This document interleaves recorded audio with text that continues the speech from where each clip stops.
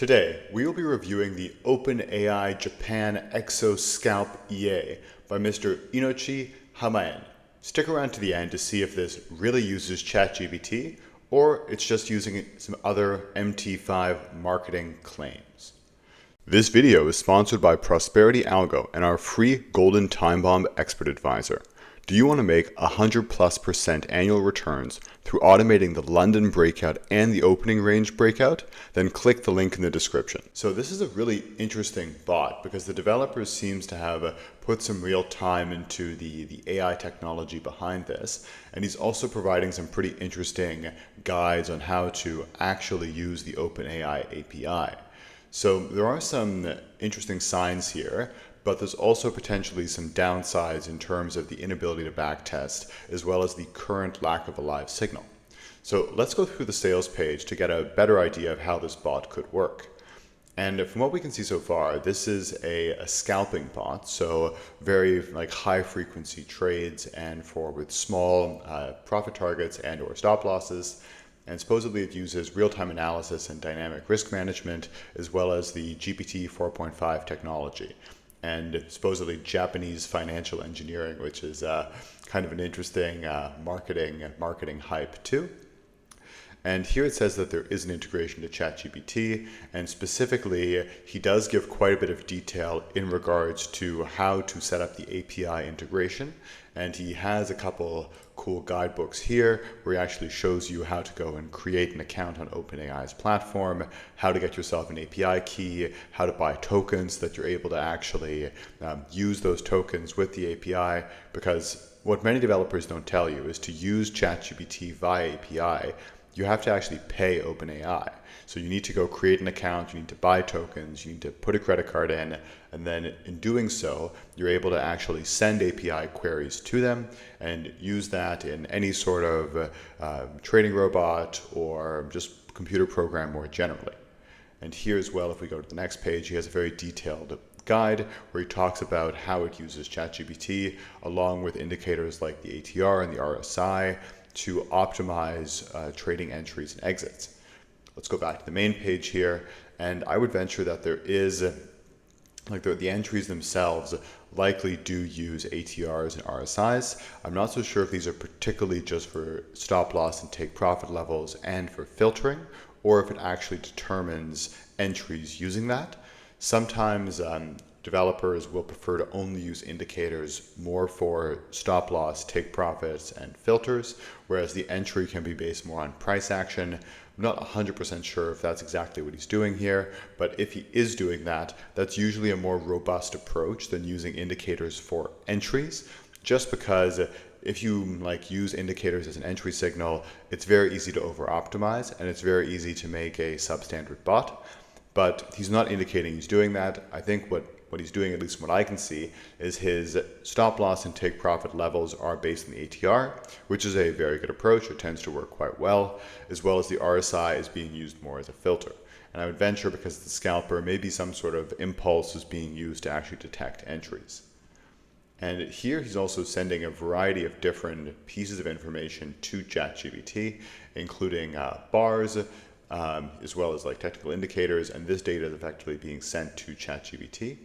And effectively here, ChatGPT is being used to tell you if something is going to be a good buy trade, a sell trade, or more of a hold, and you shouldn't enter.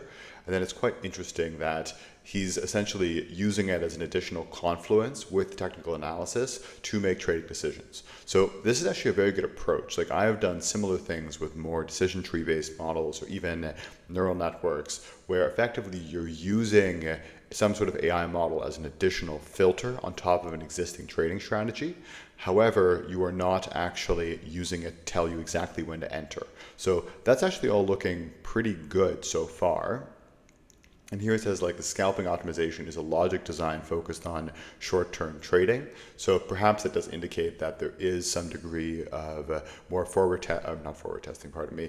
degree of price action based entry when he's actually deciding when to make trading decisions. And here we can see the backtest forward test. What he's saying, and which is largely true, is that if you're using some sort of ChatGPT integration, you can't backtest that.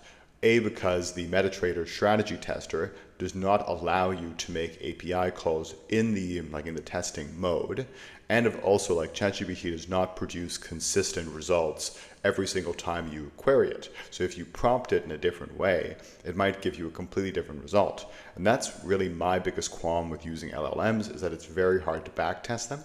And because of that, you just don't 100% know what your performance should be. What he's saying is that hey, the backtesting is not going to look great, but try a forward test. Fair for this type of system, but still pretty rough. Currently, he has no live signal, but I venture that's why it's actually rather cheap right now at only $300. Most of these bots tend to be quite a bit more expensive, and he is planning to make it around $2,000. So because of that, it could just be that he is planning to write a live signal, and in this one here, in one of these signal pages, he does indicate that he is looking to eventually create a live signal. And he wrote in one of these pages. So if you go and kind of click through it, you will be able to see that he is planning to launch a live signal, but at the moment, not exactly available. So depending on your preference as a trader, you could choose to backtest it and buy it when it's still cheap, or you could perhaps, and what I would likely do, is wait for it to show signs of actually working, having a live signal, which you're able to kind of get a bit more indication on real performance before jumping in. But likely at that time, the price will be higher. So I've taken the liberty of downloading the bot here and running a quick backtest. And in terms of the pairs, he says it trades major currency pairs such as the USD, JPY, and the Euro USD, and it uses M15 or H1 timeframes, which is interesting enough, but ultimately the problem here is he doesn't really give super concrete details on how you would test it. So it's not usually a great thing. I'd like to see maybe a little bit more definitive instructions. And I ran a backtest here, and if you can look at the graph, you can see that obviously the results are not incredible. And it is doing what he's saying, a very scalping style system within certain trading hours or high volatility times. So let's zoom in here to the M5 or to the H1, or M5, just to see what exactly it's doing. So here we can see when there's an impulse in the market, it's entering with a bunch of tiny scalps. So kind of what I thought, I believe there's probably a price action based entry with ATR based stop loss take profit and an RSI filter.